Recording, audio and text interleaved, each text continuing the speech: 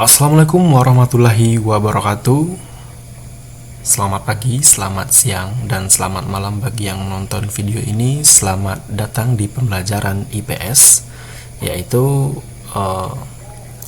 video pembelajaran IPS ini setara dengan SMP ataupun MTS. Di kali ini, video ini kita akan membahas materi mengenai modul 1, itu tentang Indonesia Kaya.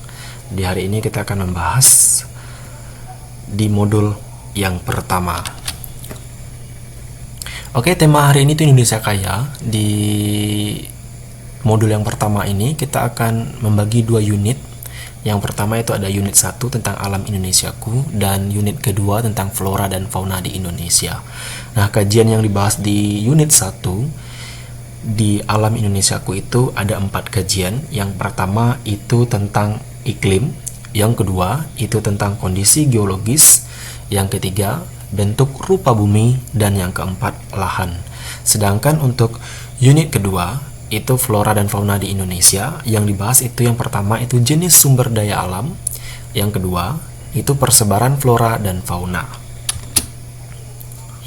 Tujuan yang diharapkan setelah belajar dari modul ini, yang pertama, kita bisa memahami keadaan alam negara Indonesia untuk menumbuhkan rasa ingin tahu dan perilaku cinta tanah air sebagai bentuk rasa syukur dalam praktik ajaran agama yang dianutnya.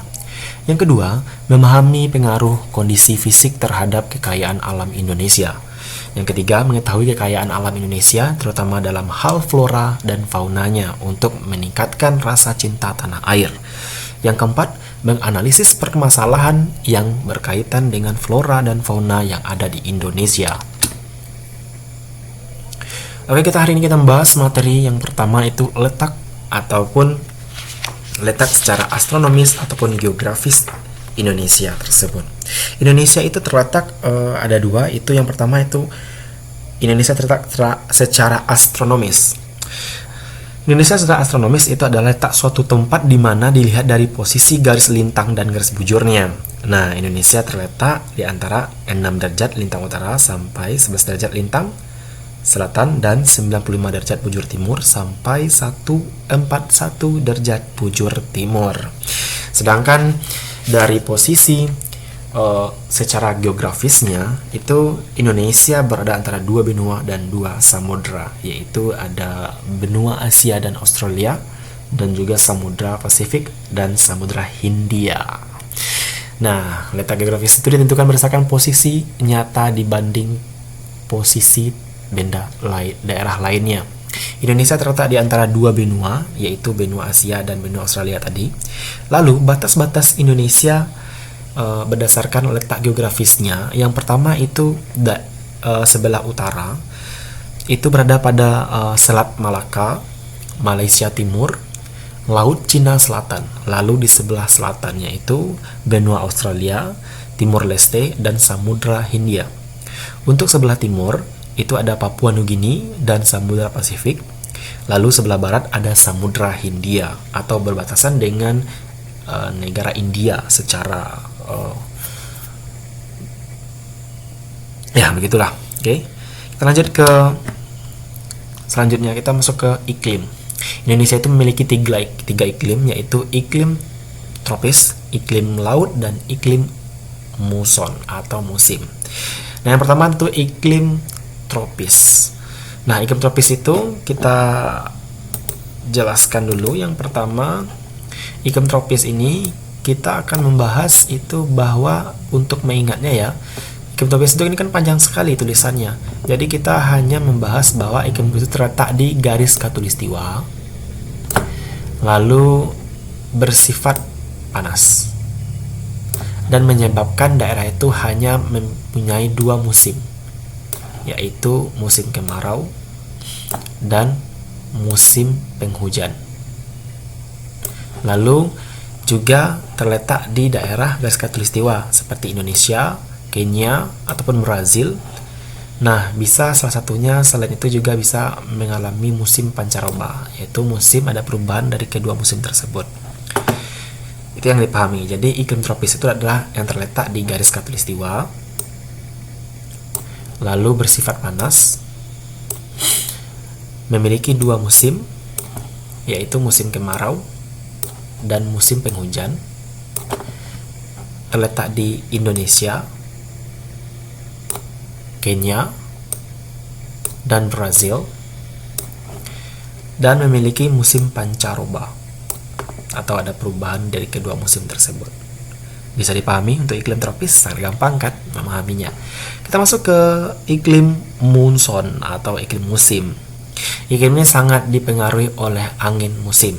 Nah, biasanya periode perubahan angin musim itu ada 6 bulan. Jadi iklim musim terdiri dari dua jenis, yaitu musim barat dan musim timur.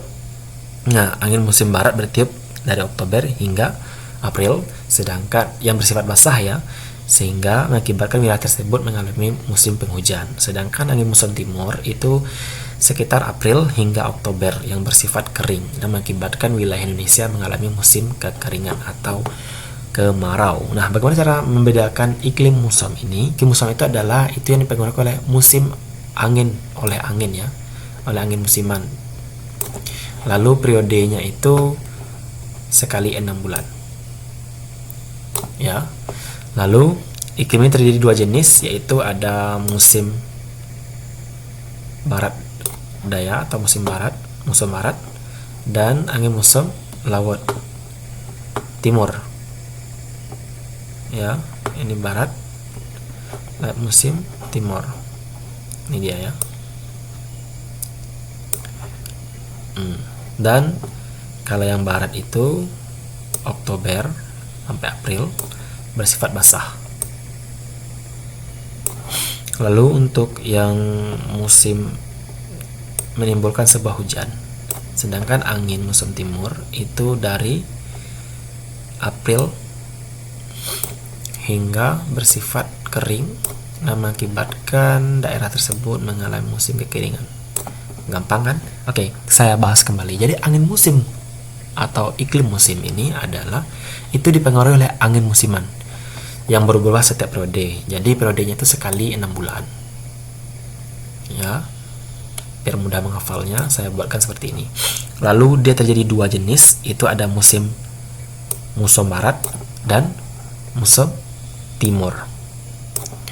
Musim barat ini bersifat basah. Barat basah ya. Dan berada pada periode Oktober-April. Kalau basah berarti dia akan mengalami penghujanan atau hujan. Sedangkan angin timur itu bersifat kering ya, terjadi pada bulan April hingga Oktober, bersifat kering atau kemarau. Nah, kenapa dibilang ada yang bilang bahwa orang awam mengatakan kalau bulannya ada ujungannya berber itu berarti dia hujan. Tidak salah ya. Jadi sebenarnya itu posisi yang sebenarnya yang tepat itu adalah pergerakan angin itu kan berubah-ubah setiap periodenya. Jadi perubahan angin itu akan ada pada di bulan-bulan yang tertentu. Kebetulan dari Oktober sampai April itu bersifat basah, sehingga Oktober, November, Desember, Januari, Februari, Maret, April itu akan mengalami bersifat basah, sehingga daerah tersebut mengalami hujan atau penghujan. Sedangkan di April, Mei, Juni, Juli, Agustus, September, Oktober itu akan bersifat kering, sehingga mengakibatkan wilayah tersebut musim kemarau. Nah, kenapa pada ini kemarau katanya? Misalnya di bulan April dan bulan Oktober, di antara bulan April sama Oktober itu merasa tidak kering, malah hujan. Nah, itu akibat dari tingkat tingginya evaporasi suatu daerah tadi. Semakin tinggi tingkat evaporasi, maka akan semakin tinggi juga nanti daerah itu akan mengalami hujan. Paham ya? Kita lanjut ke iklim laut. Iklim laut itu adalah yang terjadi di negara kepulauan. Ya, contohnya Indonesia yang memiliki banyak laut, mengakibatkan terjadinya penguapan air laut, sehingga menjadikan daerah tadi lembab dan curah hujan tinggi. Jadi sangat mudah sekali untuk menghafalnya. Iklim laut itu adalah iklim yang berada pada di negara kepulauan yang memiliki lautan, banyak laut ya. Nah, hal ini mengakibatkan terjadinya banyaknya penguapan air laut, sehingga udara menjadi lembab dan curah hujan termasuk tinggi. Paham? Kita lanjut. Materi selanjutnya itu kondisi geologis. Nah, letak geologis adalah letak suatu wilayah dilihat dari jenis keadaan batuan yang ada di permukaan bumi dan jalur pegunungan. Secara geologis, Indonesia merupakan daerah pertemuan 3 lempeng tektonik besar, yaitu lempeng Indo-Australia, lempeng Eurasia, dan lempeng Pasifik. Nah, lempeng Indo-Australia ini bertuburkan dengan lempeng Eurasia di lepas pantai Sumatera, Jawa, dan Nusa Tenggara Timur. Sedangkan Pasifik di utara Irian dan Maluku Utara. Wilayah Indonesia juga dilalui oleh jalur 2 pegunungan muda, yaitu pegunungan Mediterania di sebelah barat dan pegunungan Sirkumpasifik di sebelah timur. Nah, ini adalah wilayah Indonesia dibagi menjadi 6 wilayah kegempaannya berdasarkan potensi daerah tersebut mengalami gempa. Yang pertama, wilayah 1. Wilayah 1 itu berarti daerah tersebut wilayahnya yang mempunyai potensi sangat rendah untuk mengalami gempa. Nah, meliputi sebagai pulau besar Kalimantan, kecuali Kalimantan Timur dan Kalimantan Tengah. Lalu wilayah kedua itu berarti daerah tersebut wilayah yang memiliki potensi rendah untuk mengalami gempa, meliputi bagian timur Pulau Kalimantan dan Pulau Sulawesi bagian selatan, pantai timur Sumatera, dan pantai utara Jawa Timur dan Madura. Untuk wilayah ketiga, wilayah yang memiliki potensi sedang untuk mengalami gempa bumi, meliputi pantai utara Pulau Jawa, pantai timur Sumatera, lalu Sulawesi Tenggara, dan bagian timur Halmahera. Untuk wilayah keempat itu wilayah yang mempunyai potensi tinggi untuk mengalami gempa bumi, meliputi bagian selatan Pulau Jawa dan Maluku. Yang kelima itu wilayah 5 ya, wilayah yang memiliki potensi yang sangat tinggi untuk mengalami gempa bumi, meliputi Bali, Nusa Tenggara, sebagian Sumatera, dan Irian Jaya. Dan yang keenam, wilayah 6 itu adalah wilayah yang memiliki potensi paling tinggi dan mengalami gempa bumi, memiliki bagian barat Pulau Sumatera, Nusa Tenggara Timur, Ambon, Irian bagian tengah ya. Nah, sehingga wajar pulau bagian Sumatera bagian barat atau Sumatera Barat lah namanya, ataupun bagian baratnya dari pulau tepi-tepi dari Sumatera bagian baratnya itu wajar sekali bahwa daerah kita itu terkhusus untuk Sumatera Barat, Aceh, Bengkulu. Nah, itu dan juga termasuk kepulauan Mentawai itu sangat berpengaruh sekali atau sangat tinggi sekali tingkat potensi mengalami gempa bumi. Nah, semakin besar risiko kegempaan, maka semakin rawan daerah tersebut terjadinya bahaya gempa. Lanjut, bentuk rupa bumi. Nah, permukaan bumi pada dasarnya dibagi menjadi 2 bentuk, yaitu daratan dan perairan. Bentuk dari perairan ada bermacam-macam seperti laut, sungai, danau, dan sebagainya. Selain perairan, daratan juga memiliki bentuk yang beraneka ragam, baik dari tinggi rendahnya maupun yang lainnya. Nah, bisa terlihat bahwa ada gunung, ada lembah, ada daratan tinggi, ada perbukitan, ada sungai, ada danau, dan ada dataran rendah. Itu semuanya ada di bentuk rupa bumi di daratan. Yang pertama itu bentuk rupa bumi di daratan ada berupa gunung. Nah, apa itu gunung? Gunung adalah bentuk muka bumi yang menonjol tinggi ke atas seperti kerucut. Nah, gunung ini memiliki 3 bagian pokok, yaitu yang pertama ada puncak gunung, yakninya bagian dari atas dari gunung. Yang kedua, lereng gunung, yaitu bagian tengah dari pegunungan yang berupa sisi miring. Dan yang ketiga ada kaki gunung. Nah, biasanya kaki gunung ini itu dijadikan tempat pemukiman masyarakat. Yang selanjutnya itu ada pegunungan. Apa itu pegunungan? Jadi mempunyai nama yang mirip dengan gunung, bukan? Nah, hal ini memang pegunungan merupakan kumpulan dari beberapa gunung yang menyambung menjadi satu, sehingga di pegunungan ini kita dapat menjumpai banyak-banyak gunung, sehingga rangkaian dari beberapa gunung, sehingga akan terbentuk jadinya pegunungan. Kita lanjut ke pegunungan di Indonesia. Di pegunungan Indonesia itu sendiri banyak memiliki pegunungan yang membentang di pulau-pulau besarnya seperti Sulawesi, Sumatera, Jawa, dan Papua. Ada beberapa pegunungan yang ada di Indonesia. Yang pertama itu Pegunungan Bukit Barisan. Nah, Pegunungan Bukit Barisan ini itu terkenal di wilayah barat Indonesia.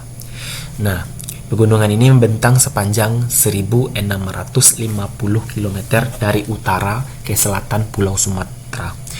Pegunungan Bukit Barisan ini melintas dari Provinsi Aceh hingga Provinsi Lampung dan seolah membelah Pulau Sumatera menjadi sisi timur dan barat dengan kondisi geologis yang berbeda. Yang kedua itu Pegunungan Kapur Utara. Nah, Pegunungan Kapur Utara itu adalah pegunungan yang membentang di pesisir utara Pulau Jawa. Pegunungan ini membentang melewati Pati, Jawa Tengah hingga Jawa Timur, tepatnya di Kabupaten Lamongan. Nah, pegunungan ini membentang sekitar 50 km dengan rata-rata ketinggiannya gunungnya itu menyusun adalah sekitar 800 meter dari permukaan laut atau mdpl, meter di atas permukaan laut. Yang ketiga itu ada tentang Pegunungan Menoreh. Pegunungan Menoreh itu adalah pegunungan yang menjadi batas alami, batas alami antara Kabupaten Kulon Progo, Magelang, dan Purworejo. Nah, keindahan pegunungan ini Menoreh sangat terkenal di kalangan pecinta wisata, khususnya yang mengagumi keindahan Candi Borobudur. Pegunungan Menoreh di kejauhan itu terlihat membentuk sosok seorang yang sedang tidur gitu. Yang keempat itu ada Pegunungan Meratus. Pegunungan Meratus itu merupakan pegunungan yang terletak di Provinsi Kalimantan Selatan. Pegunungan ini membelah Provinsi Kalimantan Selatan menjadi dua dan masih terus membujur hingga ke Provinsi Kalimantan Tengah dan Kalimantan Timur. Lalu yang kelima ada Pegunungan Jayawijaya. Pegunungan Jayawijaya ini merupakan barisan pegunungan yang ikut menyusun Pegunungan Maoke. Puncak tertinggi dari Pegunungan Jayawijaya adalah Puncak Jaya yang memiliki ketinggian itu 4.884 meter dari permukaan laut. Karena dipenuhi dengan gunung-gunung yang mempunyai puncak tinggi, maka Pegunungan Jayawijaya diakui sebagai pegunungan tertinggi di Indonesia. Yang keenam ada Pegunungan Barisan Sudirman. Pegunungan Barisan Sudirman ini pegunungan yang terletak di Papua. Pegunungan ini membelah Papua menjadi dua dari arah barat ke timur. Seperti Pegunungan Jayawijaya, pegunungan ini juga dianggap sebagai penyusun Pegunungan Maoke. Yang ke-7, Pegunungan Kars Batimurung. Nah, Batimurung itu Pegunungan Kars Batimurung itu merupakan pegunungan yang terletak di Provinsi Sulawesi Selatan. Tidak sama seperti pegunungan pada umumnya, Pegunungan Kars Batimurung merupakan suatu pegunungan kapur yang sangat unik. Pegunungan ini berlokasi di Taman Nasional Batimurung Bulu Sarang yang menyimpan pesona alam sangat cantik di antara tebing-tebing yang terjal. Yang selanjutnya kita bahas tentang perbukitan. Perbukitan itu adalah bentuk muka bumi yang tinggi, memanjang, dan terdiri atas bukit-bukit dengan ketinggian rata-rata itu antara 20 sampai 300 meteran. Perbukitan ini memiliki pegunungan hanya tingkat ketinggiannya lebih rendah atau di bawah pegunungan. Nah, beberapa contohnya bukit ataupun perbukitan yaitu seperti Bukit Lebong di Bengkulu, Bukit Tinggi di Sumatera Barat, dan Bukit Sumedang di Jawa Barat. Dataran tinggi. Apa itu dataran tinggi? Itu adalah juga disebut dengan plato, merupakan dataran atau tanah datar yang luas di daerah yang tinggi. Nah, ketinggian relief ini sekitar 200 sampai 1.500 meter di atas permukaan laut. Nah, ada beberapa dataran tinggi di Indonesia. Antaranya pertama itu dataran tinggi Gayo di Aceh, dataran tinggi Dieng di Jawa Tengah, dan dataran tinggi Malang di Jawa Timur. Lalu kita bahas tentang dataran rendah. Tadi dataran tinggi ya, sekarang dataran rendah. Dataran rendah itu adalah bagian dari permukaan bumi yang datar dan rendah dengan ketinggian dari 0 sampai 200 meter di atas permukaan laut. Nah, contohnya dataran rendah itu di Indonesia Yang pertama itu dataran rendah Surakarta. Yang kedua dataran rendah pantai utara Jawa, dan yang ketiga dataran rendah pantai timur Sumatera. Yang selanjutnya kita bahas tentang lembah. Apa itu lembah? Lembah itu adalah selain berupa tonjolan, jadi selanjutnya bentuk relief permukaan daratan merupakan cekungan atau dataran yang rendah. Salah satu adalah lembah. Jadi lembah itu merupakan dataran rendah yang berada di sekitar perbukitan atau pegunungan, atau di sela-sela yang ada di kaki perbukitan atau di pegunungan disebut dengan lembah. Jadi sela-sela antara perbukitan atau pegunungan disebut dengan lembah. Nah, lembah itu biasanya contohnya yang ada di Indonesia yaitu ada lembah Baliem di Papua, ada lembah Bada di Sulawesi Tengah, ada lembah Anai di Sumatera Barat, ada lembah Ngarai Siano di Sumatera Barat, ada lembah Harau di Sumatera Barat. Jadi lembah-lembah yang bagus itu banyak di Sumatera Barat ternyata ya. Jadi sangat beruntung yang tinggal di Sumatera Barat. Oke. Nah, selanjutnya bentuk rupa bumi perairan danau. Nah, kita masuk tentang danau. Danau, apa itu danau? Danau itu adalah genangan air yang sangat luas dan dikelilingi oleh dataran. Masuk daratan. Soalnya kembali, danau itu adalah genangan air yang sangat luas dan dikelilingi oleh daratan. Ada dua macam, yang pertama itu danau alami, dan kedua danau buatan. Apa bedanya? Kalau danau alami itu terbentuk karena letusan gunung berapi. Danau alami itu yang bentuknya kecil disebut dengan sedang ataupun telaga. Contohnya danau alami di Indonesia adalah Danau Toba di Sumatera Utara.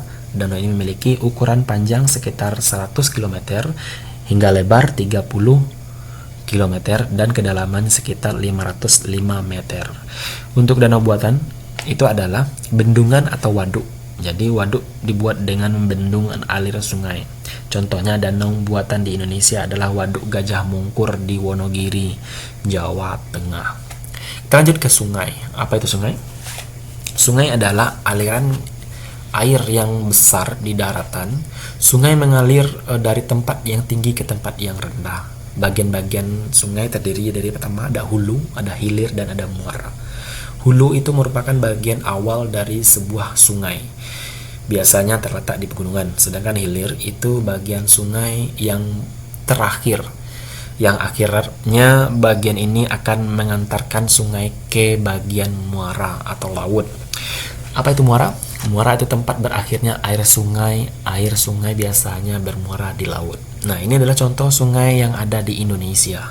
Yang pertama ada Sungai Brantas di Jawa Timur, Sungai Ciliwung di Jawa Barat, Sungai Kahayan di Kalimantan Tengah, Sungai Kapuas di Kalimantan Barat, Sungai Maruju di Sulawesi Tengah, Sungai Bian di Papua, Sungai Belawan di Sumatera Utara, Sungai Ampang di Nusa Tenggara Barat, dan Sungai Marikrubu di Maluku. Kita lanjut ke lautan. Apa itu lautan?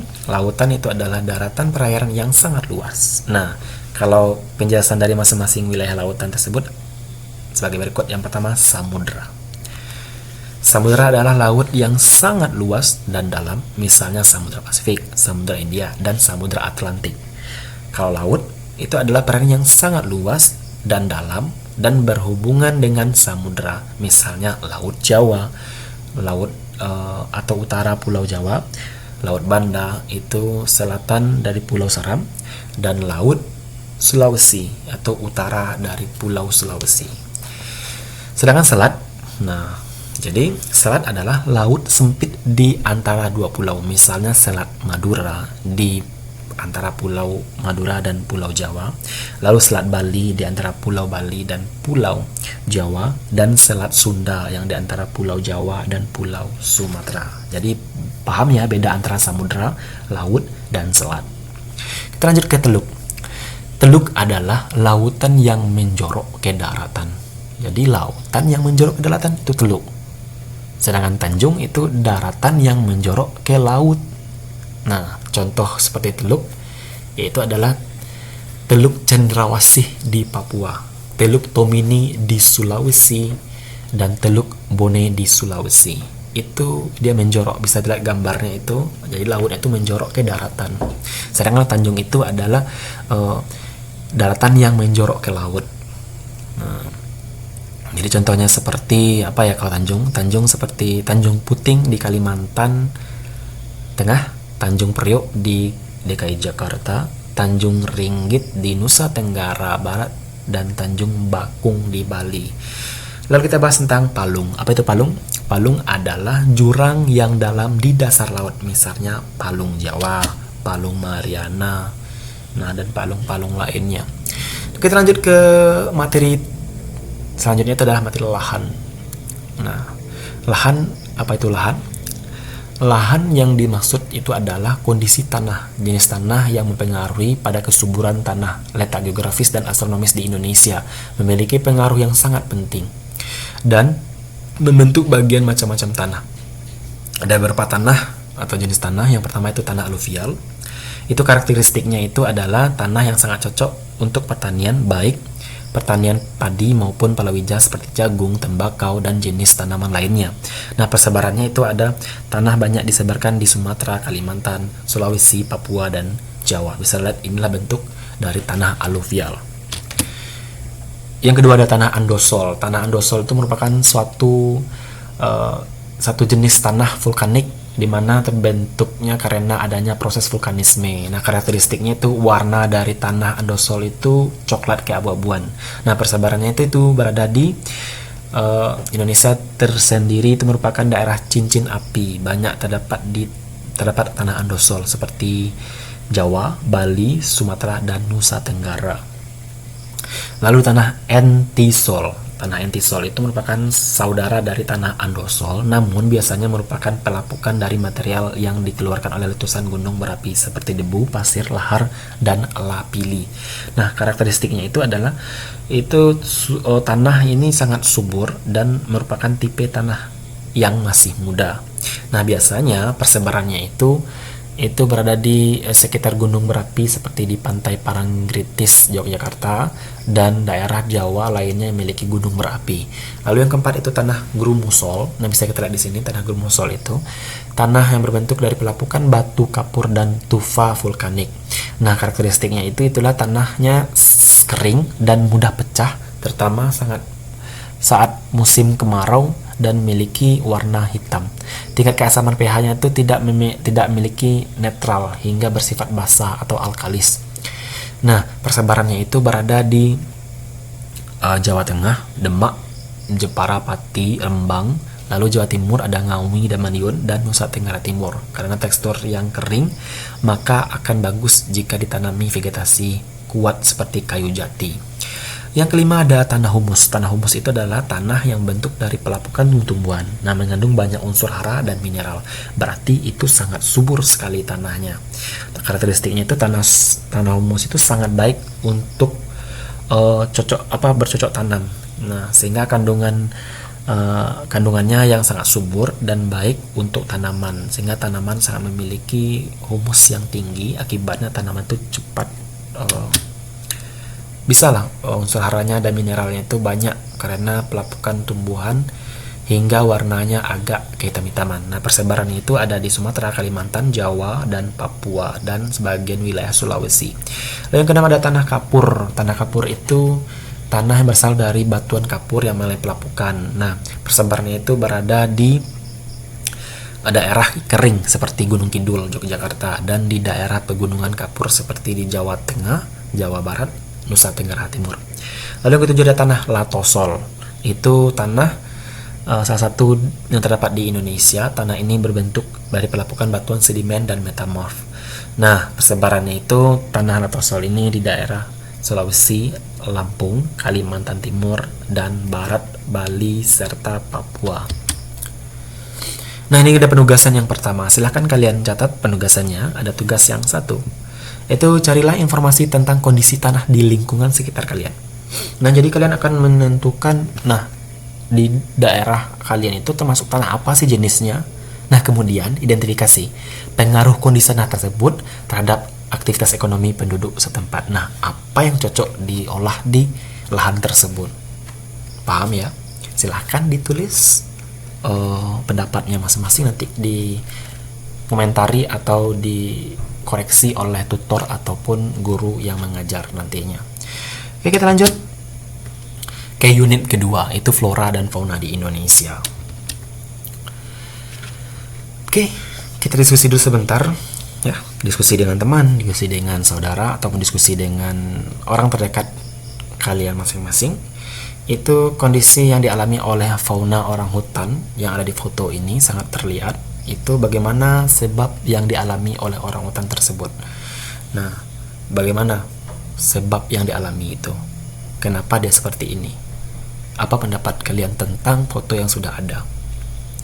Oke, coba diskusikan dengan temannya nanti, atau dengan orang tua, ataupun dengan orang sekitar kalian nanti. Apa tanggapan kalian tentang foto di sini? Apakah baik atau buruk? Apakah positif atau negatif? Oke, silahkan nanti dibahas. Kita lanjut ke materi selanjutnya kita. Yang pertama itu bioma tundra. Kita bahas tentang flora fauna. Kita bahas flora dulu. Flora itu adalah dunia tumbuh-tumbuhan. Nah, bahwa dunia tumbuh-tumbuhan itu di dunia itu ada terbagi beberapa. Yang pertama itu ada bioma tundra. Bioma tundra itu adalah memiliki iklim es abadi. Tumbuhan kecil seperti rumputan, berbunga kecil dan lumut. Nah, fauna itu beruang dan rusa. Lalu bioma taiga. Bioma taiga itu adalah pepohonan berdaun seperti jarum, misalnya pinus, konifer. Nah, faunanya itu ada beruang hitam, ada serigala, ada mouse, ada burung-burung yang berimigrasi ke selatan musim gugur. Yang ketiga ada bioma gurun. Apa itu bioma gurun? Bioma gurun itu adalah padang pasir, curah hujannya kurang dari 250 mm per tahun. Faunanya biasanya itu adalah unta, hewan, reptil, hewan penyerat yang tinggal di tanah. Nah, yang selanjutnya itu ada bioma stepa atau padang rumput. Jenis-jenis rumput, tidak ada pohon dan semak belukar. Bisa kita lihat di sudut video, ada fotonya, itu dia. Nah, biasanya fauna yang ada di sana adalah fauna kuda, kerbau, bison, zebra, kanguru, ular, rusa, antelop, belalang, dan burung. Lalu di bioma selanjutnya adalah bioma hutan gugur. Nah, didominasi oleh tumbuhan peluruh atau tumbuhan gugur. Biasanya fauna itu terdapat adalah fauna tikus, bajing, lalu ada beruang dan burung. Lalu selanjutnya ada bioma hutan hujan tropis. Nah, bisa lihat di fotonya, sangat rimbun, sangat hijau, dan sangat lembab sekali. Nah, jadi selalu basah dan lembab, memiliki tumbuhan yang tinggi dan lebat. Wilayahnya terletak di garis khatulistiwa. Nah, itu sepertinya tuh di Indonesia, yang terkhusus Indonesia bagian barat. Nah, fauna ini adalah faunanya itu ada hewan primata seperti monyet, serta kera, ular, dan burung. Tanaman epifit seperti anggrek. Lalu yang terakhir ada bioma sabana. Itu adalah padang rumput yang dikelilingi oleh pepohonan. Nah, berada pada daerah tropis atau subtropis, tropis ya. Bioma ini ada di Afrika, Amerika Selatan, Australia, dan Indonesia. Indonesia itu ada di Nusa Tenggara Timur. Oke, kita lanjut ke bioma tundra.